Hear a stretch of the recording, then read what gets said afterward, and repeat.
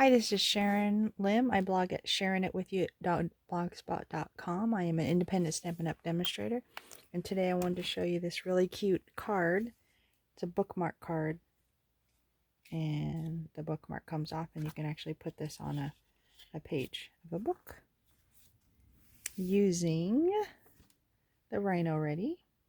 And it does have some coordinating dies. I didn't use the dies this time, but I can't wait to use the rest of that. Let's get started. You're going to start, there's many layers to this, so you're going to start with a card base that is 4 1/4 by 5 1/2, a piece of DSP which is 4 by 5 1/4. So we'll start with that. I have my Stampin' Seal, T for top to remind me to put it away that way, and I'm going to put some of the Stampin' Seal on the corners. Let's get that started. I like doing it in this pattern just so I can make sure that all the corners stay down. So center that here. And then the next layer has a piece of cardstock that is 3 1/2 by 4 1/2. And another piece of basic white. So this is crushed curry. It's a smaller card. Basically, it's this part of the card. It is 4 1/4 by 6 1/2, scored by at 3 1/4. So first let's fold on the score line. Use your bone folder to crisp that up. And then we're going to go ahead and put some adhesive in my spiral way and center it here.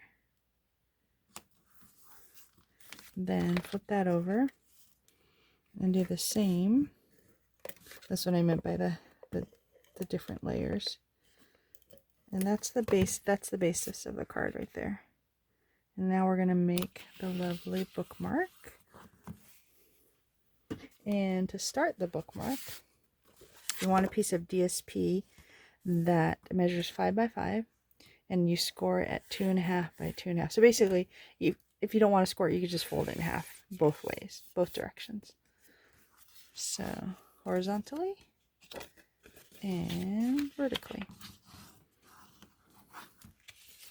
And then take my scissors, and we're going to cut out this lower section here.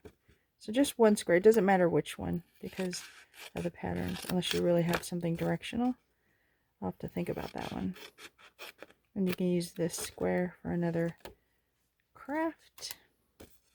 And basically you have to decide which part, which side you want showing. So on this one, do you see how there's a yellow, but that you can see the slide of the pink here. So first things first is you're going to fold that here, and you can decide whether you want to fold it so there's pink sticking out, kind of like I did here, or just match it up. I'm going to match it up this time. And then fold it in and in. Does that make sense? I'll do that again.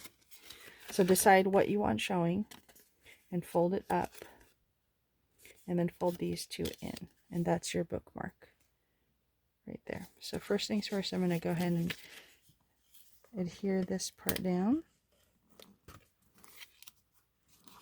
and this part I'm not going to adhere down till I get my ribbon.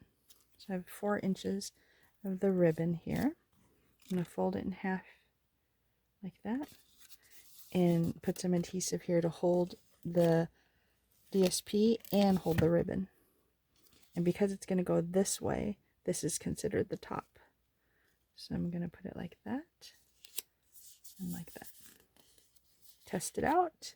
Does it slip on there? It does. So now we're going to do the fun part of coloring this in. I already stamped one of the hippos, and I'm bringing in some, let's see, light gray granite and dark gray granite. So I just kind of did just some shading where there's dark lines here, maybe at the tail, some of these dark lines here,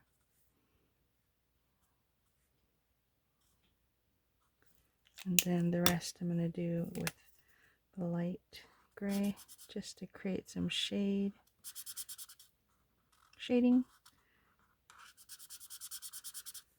Trying to get around his eyes and then blending that dark part in. Actually, I'll probably use, let me try to, let's be careful and go around the horn to keep that white if we'd like. It could be a little gray, I guess. Let's do the edges. Let's don't color the toes. And that way, once I'm done with that, I can use the brush one and just kind of fill it all in. I think I like that. I think I like that look.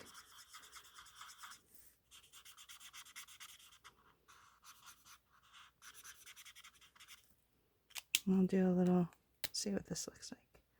A little darker on there. There we go. Maybe. I don't know. I think the horn should stay white. Maybe it should be just a little. Maybe I should do a light brush of it so it's not completely white. Now we're going to use this cut it circle. I'm going to use a punch that I have, but you can use the layering circles. And you're going to want to put it here, right? But you only want it here, the part that's on the bookmark. So that's the key. So just a little bit of adhesive there. Push the bookmark all the way down. Center it as best you can.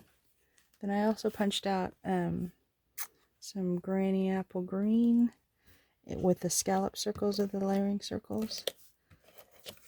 And then I'm going to tuck it in because this one actually stays, as you see here, it's on the card.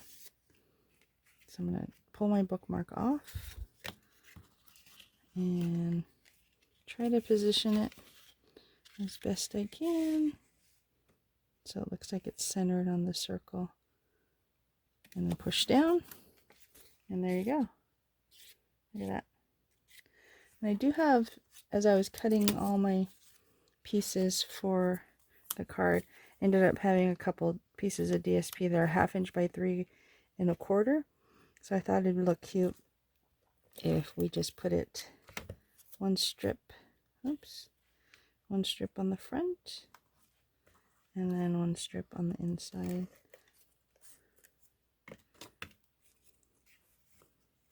And these just happened to come about when I was cutting this piece right here.